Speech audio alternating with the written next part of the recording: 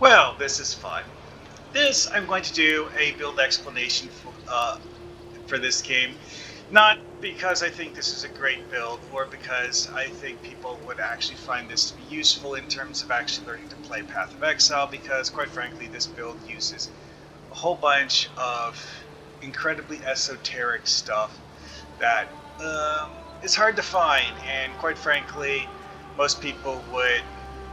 Okay, you could find similar things that do a vaguely similar effect, sure. But let's take a look at the specifics for the whole learn to play aspect of things, and why learning to play the game is so important, because quite frankly, this button does not tell you how to play the game. It just doesn't. So, moving on. What do I have as my primary skills for this build? Actually, you know what? I need to leave town. Because while peacocks are really, really cool, I'm not here to stare at the peacocks. Although they are beautiful and I love them. Honestly, this stuff looks really nice too. Anyway though, need to go to someplace outside town in order to see all of the stats reflected properly. Because Ara is not active in town. And so on and so forth, and you get the idea. Ooh, pretty birds. So,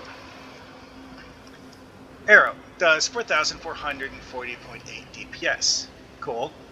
1,000 DPS. This is a massive AoE though. This is a single target that pierces the target I'm actually aiming at, and might hit more than one target, but it might not also miss. This, good luck missing with that. It doesn't really work like that way. Anyway though, yeah, this is one of those things where when I first tried it, I'm like, oh, that's lame. It did damage, I guess. Then I realized, oh, alright, I can just do this. Kill everything in a rather wide area.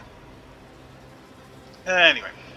But that's why I have this blue swirly thing. It's a aura that causes my mana to regenerate, because I need it.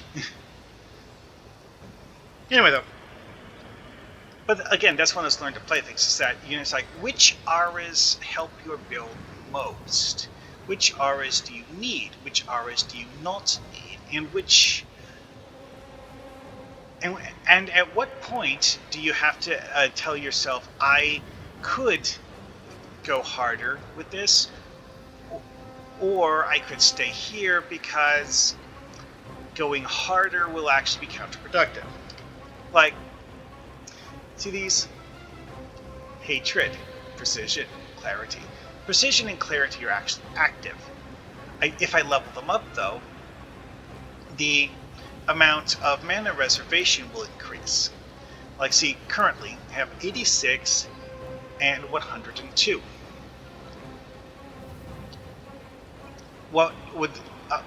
This is what they would be if I level them up. What are they now? Well, actually they're exactly the same. I guess I could level them up. I'm not going to though. Because, like, it says 12.5. Well, it still says 12.5. Yeah. Anyway though, so what makes this build do so much damage? Well, for one, if you look at this base stats on this bow, it's terrible. Like, wait a second, how does that do damage? It doesn't. Seriously, the bow is not what does damage here. Increasing the quality on the bow, I could actually upgrade the bow to 20% quality. It would barely be noticeable, because that's not where the damage in this build comes from. The hat. Does the hat increase the damage in this build? No, not really. It's actually fully defensive. Recover 100 life if you suppress spell damage. That's nice if I'm up against magic users. 20% chance to suppress spell damage is actually pretty good. And gaining life when you do so is great. Doesn't increase my DPS though. Oh, another thing. Notice how this is lightning arrow. Yeah, the one that's in my build is Ice Shot, which is this one right here. If I was to look at the actual DPS of Ice Shot, it is 3,000, which is certainly respectable, especially since it's a triple shot and hits several targets. Oh, and also, because of the way it does cones, it might actually have multiple arrows hit the same target. Anyway, so, yeah, this is where I have Lightning Arrow. I have 3 different Vol Arrow attacks. Vol Lightning Arrow, Vol Ice Shot, and there's the Rain of Arrows one. So I have 3 different Vol skills in my skill tree. Ice Shot is something I'm keeping because of the fact that I can simply wait for the soul counter to fill up and then fire it as a super attack and then go back to waiting for it to fill up again. Because, quite frankly, Lightning Arrow does more damage as a regular attack, and single target damage is what I want Lightning Arrow for. AoE damage is what I want Rain of Arrows for. Using Ice Shot with that particular combination of things was basically a hybrid between a single target and an AoE. Because it's firing multiple arrows that are each technically a cone AoE where they hit. That's not a blanket fire thing. It'll only hit a few enemies, but it'll hit, anyone who's standing in front of me. Which is good. Kind of unreliable, but having 3 arrows fired parallel goes a long way toward improving your odds of hitting things. Anyway, though, trying to decide which is actually more useful is one of those learn-to-play aspects, though. Is that, yes, I could spam any of these 3 attacks. Honestly, all 3 of them are fully spammable in this build. Knowing which one helps more in your current situation defines which is best for you right now. And again, that's a learn-to-play thing. It's like, what am I expecting my build to do, and how can my build do it well? I am seriously wondering what kind of birds those are, because of the fact that I know the developers of this game well enough to know that they probably made a duplicate of a real bird, and I don't recognize it, which means it's probably something that lives in New Zealand and not in the US. Anyway, though, so back to why this works. Now, I could de-equip everything one piece at a time and then look to see how that works, and then explain why those specific items are equipped. It's just that I'm not 100% sure I'll be able to re-equip them properly because stat bonuses are a thing. And this character, despite having high damage, actually has incredibly low stats. I look at this, I'm like, why does my build have such terrible stats? Several of my other builds actually genuinely have much higher stats than this. I look at this one, I'm like, wait, why did this happen? But it did. Anyway, though. Oh yeah, that's another thing. Due to the fact that I don't necessarily want to play as a pure ranged attacker, I actually have a split build here where I have a melee option that uses Flicker Strike, Frost Blades, and Reed as a way to kill enemies close up. Why? Because sometimes being a ranged attacker is the best option. Sometimes you just can't avoid having enemies get close to you. My Frost Blades is potent, but it doesn't do as much damage. But again, though, that's one of those learn-to-play things. It's like, do you really want to do a build that's pure ranged? Well, I mean, if you're deeply specializing in doing one thing well, deeply specializing in that one thing might actually give you much better results than mixing 2 things. And part of the reason why I chose Frost Blades and not an actual proper melee attack, because while this is, technically melee, technically, it is a melee attack that creates projectiles. So it benefits from things that improve projectiles, which arrows are projectiles. So combining those two things works. Reeve does not create projectiles, but you know what? If you really want a wide area AoE, it's a wide area. Anyway, though, so what makes this build do a whole lot of damage? Because, again, this particular weapon was not chosen because it's that amazing, honestly. It really isn't. One-handed sword that... I think this does better damage than any of the other one-handed swords I have, but I haven't checked recently. Those are actually relatively small bonus damage numbers. So I might actually be able to just buy one in town. Yeah, that's the thing in this game. You can buy rares from merchants. And actually, see what it is before buying it, and just carefully decide whether you actually want it. Totally a thing in this game. So, what is actually amping up this build? Oh, hey, the dog. Well, let's see here. Plus 10 to all attributes. So when I was like, wait a second, I actually have that. Plus 15 to strength. Why do I need that? Yeah, that's why I need that. The build utterly bricks if I take the ring off. I actually used to be wearing a unique ring here, and quickly realized that the build would brick without increasing my strength stat. So, well, see, I used to have an amulet that increased my strength. Then I got this thing and decided I wanted to use it, and realized that taking off the old amulet meant utterly bricking my build, so I had to acquire this ring in order to have my build work.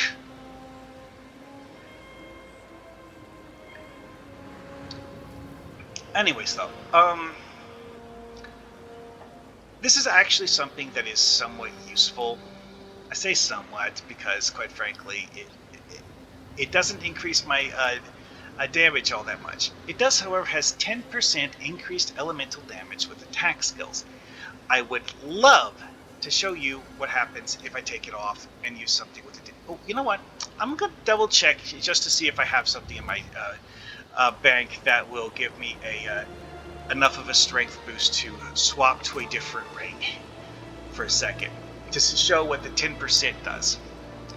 Let's see here. This strength stat, no. 7 to all attributes. Needs to be a ring. Yeah, bonus attributes is actually more of an amulet thing. Yeah, if I remember, I'm using this one because it's the only one I could find that actually kind of sort of works. Let's see if 15 or 22 is good enough. Okay, so this one actually adds lightning damage to attack, so it might actually have a reasonable effect. Let's see. Okay, the build did not brick when swapping those. Good. Level 18 ring. Still useful. So, notice how this really didn't change all that much. 2588, yeah.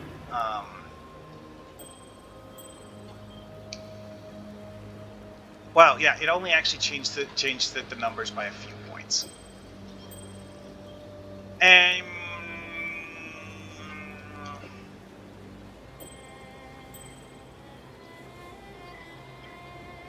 it did change a little bit, but the bonus lightning damage to attacks is probably throwing it off. Ugh. Yeah. Anyway, though, but that's for this one. See, because like the 10% increased elemental damage with attack skills, I can actually show you one thing here. It's like, notice how this adds lightning damage, but not other elements. What is this doing? 193 to 431 cold damage. Well, you swap the rings, and now it does somewhat less cold damage, but not a whole lot, but less. 414 is the max one. Versus, oh, that's the wrong one. 431. So it is actually the 10% increased elemental damage with attack skills is genuinely buffing things, but it's not a massive bonus. Which was the entire point behind swapping the rings, just to see the exact amount. This increased attack speed is actually incredibly good. The whole rampage thing and Word of Frost on kill thing, I mean, those don't directly increase your DPS. So I'm going to take this off for a second and see what happens. Yeah, it did drop it a little bit because this reduces the attack speed. And this build is focused around spamming attacks super fast. Now, let's swap from the melee build to the ranged build. Again, like I have multiple unique quivers, it's just that this one does more damage because it has two different kinds of direct bonus damage to the attack. Like straight up bonus physical damage, bonus lightning damage, both of those are great. 13% increased attack speed, also great. 18% increased damage with bow skills. Yeah. Okay, so 44, 40.8. Actually, you know what? Let's swap the range. See what that happens. I'll actually increase the DPS. Oh, that is amazing. But yeah, it's because like bonus lightning damage to attacks. It's a useful stat. But it's also the logic behind why I have this quiver. So, 4440. This is not giving me stat bonuses, so taking off will break the build. Drops my DPS by a full 1,000 points. Why? 13% increased attack speed. Oh, but you already have a whole bunch of bonus attack speed. Yeah, well, adding more bonus attack speed increases the attack speed multiplier on my DPS. And 18% increased damage with bow skills when I'm using 3 different bow skills to do truckloads of damage. You know, again, it's one of those, like, learn to play things. This is a game about stacking damage sources if you're DPS. Alright, so, what does this one do? Ooh, 29% bonus fire damage. Wait, I'm not using fire on any of my primary skills. I think it also increases the little fire damage stats on here, but honestly, those aren't all that much. Adds cold damage to spells and attacks. Honestly, this doesn't look like it would actually increase it all that much. 4440.8. Let's see. Yeah. Again, gotta remember, any amount of bonus damage is multiplied by the bonus attack speed. And the reason why I chose this bow is because of the fact that it has a ridiculous attack speed. 3 attacks per second, which takes the base damage of any of your skills, multiplies it by 3. However, stuff like plus 14 lightning damage to attacks is added to the base, then multiplied by 3. So I get that plus 14 or 1 to 14 lightning damage 3 times per second. Again, it's a learn to play thing.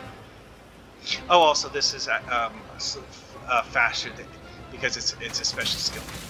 Like seriously, look at that. It's like a machine gun firing.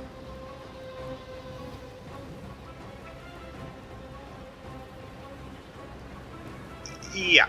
Anyway though, let's see, what does this one do? This actually doesn't increase my damage directly. plus 20 to int. I don't remember why I put that on there, but I'm pretty sure there's a good reason for it. Because without it, I would have 86 int, and that's probably a bad thing. Hey, what's the int requirement of this thing anyways? 53! Yeah, that's not it. I don't know. Okay, so what else we have? That adds stupid amounts of damage. This, no, this doesn't really add damage directly. However, this also has plus 17 int. So, again, that would put my int really, really low if I didn't have both of them equipped. Oh yeah, this thing. This is interesting because it massively benefits whatever you socketed into it, but only things that are socketed into it. Plus 2 to the level of socketed gem. That drastically increases your DPS. Drastically.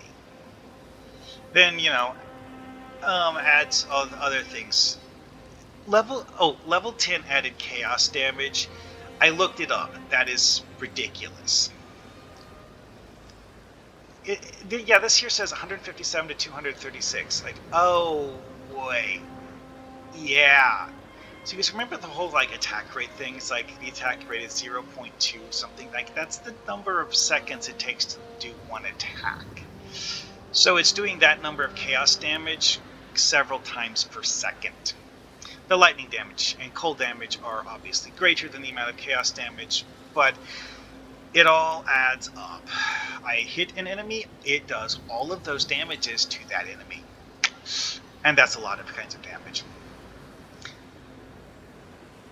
And so, oh, another thing that is utterly stupid is this belt. Oh, also is that when I have a flask effect active, this also temporarily increases the elemental damage of my attacks. Oh yeah, yeah. That's another one of those things. It's like flask effects are things that you will relatively commonly have on you. And I honestly probably should switch this from a seething flask to one that has a lingering effect, because, quite frankly, this effect is basically just completely refill your mana instantly, when having a mana over time regeneration would actually work better in this build. So, you know what? Let's go change that. Changing it's actually pretty easy. That's what these things are for. Alright, so. Increased amount recovered, reduced recovery rate. Oh no. Oh wait, actually that's a great thing. Why? Because reduced recovery rate makes the recovery effect last longer, and now, since it lasts 9 seconds, during the entire 9 seconds, this will be active, increasing my elemental damage. I know, but how much is it increasing your elemental damage? Well, let's see. Let's burn off mana just to give myself a reason to use the flask. I think the effect may have ended before I did the mouse over. See, yeah, it jumps up to 47. Then the flask effect ends when it fills. Huh. But if I was to keep firing for the entire duration of the flask effect, it would wait the entire number of seconds that the flask effect lasts. Again, this is one of those learn to play things. It's like you're stacking effects and have to figure out how can I make this do even more by stacking even more things to do things that I didn't even think about when I first started playing this game. Yeah. Oh, also, here's a fun thing. It's like, this one is like, oh, it adds this much damage to your attacks, and adds this much global physical damage, and so on and so forth. It actually gives me a pretty hefty amount of elemental resistances, too. Seriously, 75, 57, 75. 12 added off of all of those. Yeah, that's a significant amount. And 0 chaos resistance. Oh, right. the only thing I have in this build that does chaos resistance is my sword, which I use in the melee version of build. So what happens if I de-equip the rustic sash to my DPS? Again, 4440.8. Bronk. Yeah. Again, these are flat numbers. Because of the fact that I attack so many times per second, it's adding those flat numbers to every single attack. And thus, it multiplies the amount of damage that the belt does. In theory, if I was to completely redesign the build, it would have much better raw damage. However, a build with much better raw damage, but I guess you could say, slower attack rate, well, it wouldn't add up the same way. That's the thing about the whole learn to play aspect, is this is one of those learn to play things where it's like, how do you stack damage so that it goes insane? Well, this is one way to stack damage so that it gets insane. You know what? Enough talking. Murder. Came to an area that has enemies. Might as well murder a few things. Yeah, I'm not that.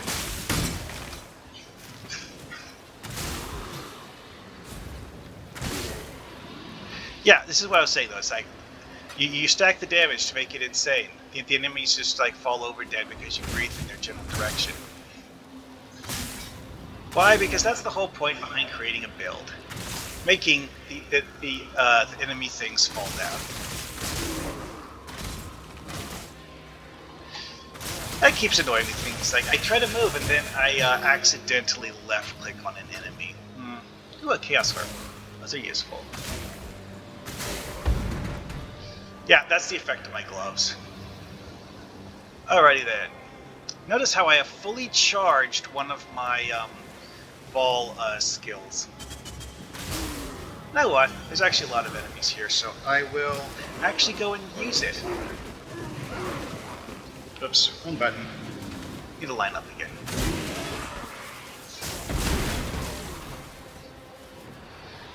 Yeah, the Vol skill does something that's kind of weird for that one. Vol Lightning Arrow creates pseudo-pets.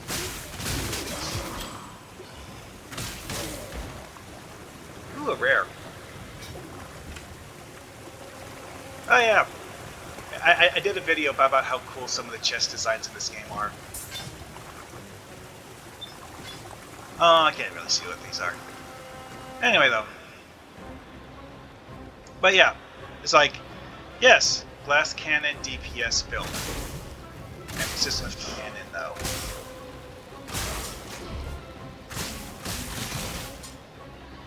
Yeah, I did a lot. Honestly, in that particular fight, I probably didn't need to run anywhere near as much as I did. Also, I have a dash skill that I could have used. Dum, dum, dum, dum. Oh, a Vol Rift? Really? I mean, fine.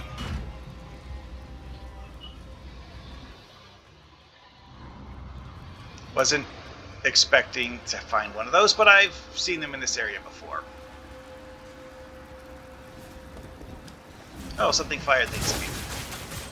Oh yeah, that's actually one of the things about the lightning arrow that's interesting. And something that's very useful to remember as a player is that I do not need to be able to see the enemies. I can just fire in a general direction where I suspect enemies to exist. That would only slow me down.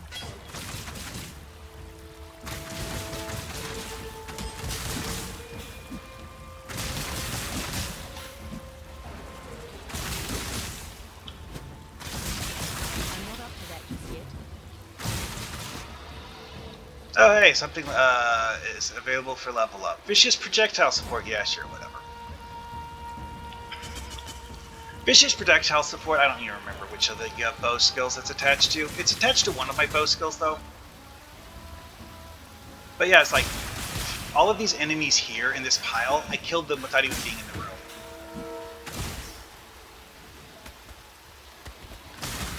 Oh crap.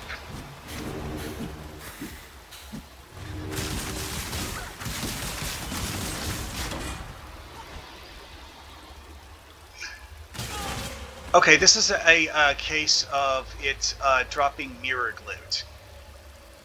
When the game decides that an enemy is going to drop mirrored loot, it automatically identifies all the items for you because that's just part of mirroring things. That's the reason why it drops so many things here. However, the fact that it drops so many things here, well, I mean, they're all rares.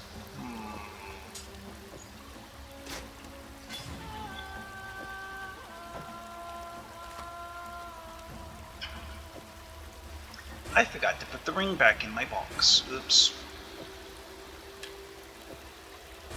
Dum, dum, dum. So, this has been a little bit of a side endeavor, but hey, you know what? Loot. Yeah, that's it now. Yeah, that's another thing with this particular build, though, is that enemies firing at me from off-screen, I can just return fire.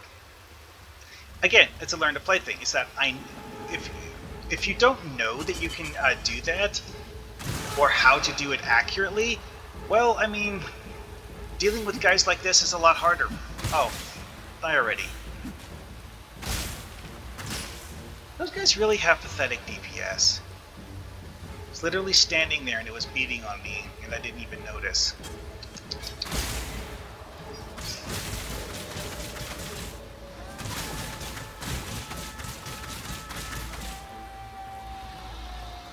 Alrighty then.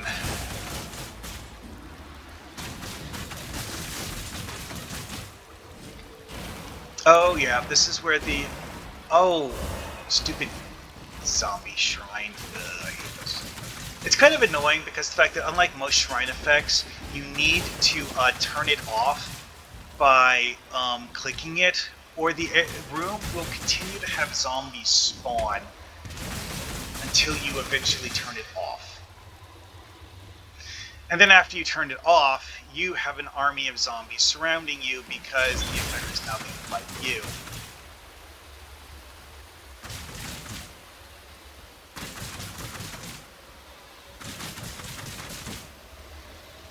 I have to say, it is kind of amusing seeing lightning arrows get stuck in the walls.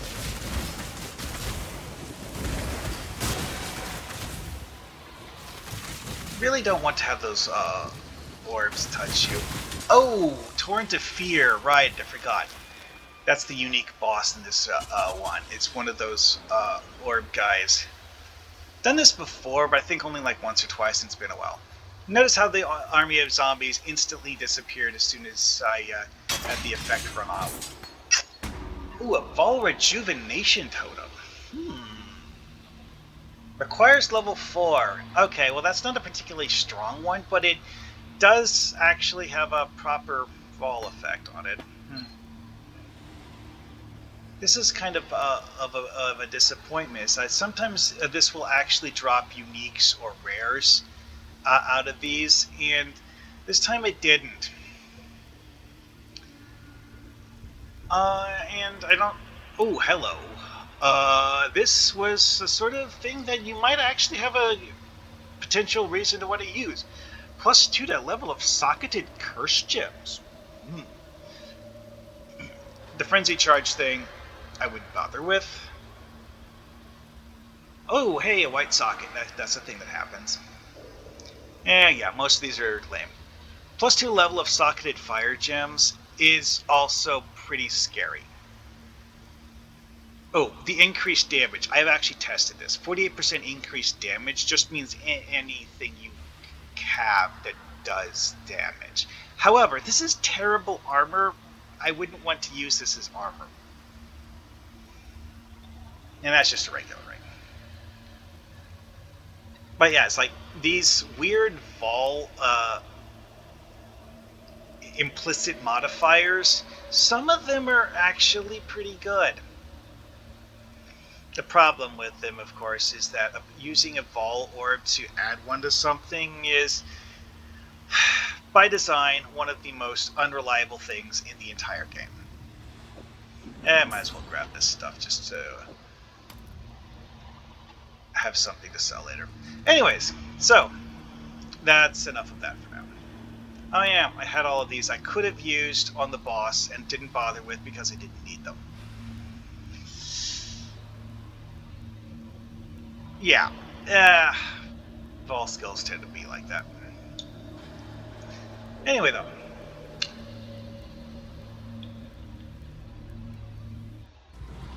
Yeah, the whole concept of learn to play, yeah. This game has a really, really deep skill customization system. Really, really deep skill customization system. And quite frankly, that's part of what makes it so good is the fact that you can't just be like, oh, I have a skill, I do the thing now. You need to actually understand how the skills work, which skills are actually good for your character class. Because yes, this game does have character classes. But any skill can, in theory, be used by any character class. So you need to carefully think about what you're trying to do with the build you're cobbling together out of whatever you're cobbling together the build out of. Lots and lots of things to think about. And that means learning to play. Lots and lots of learning to play. Anyway, though, I think that's enough of this for now. See you guys later.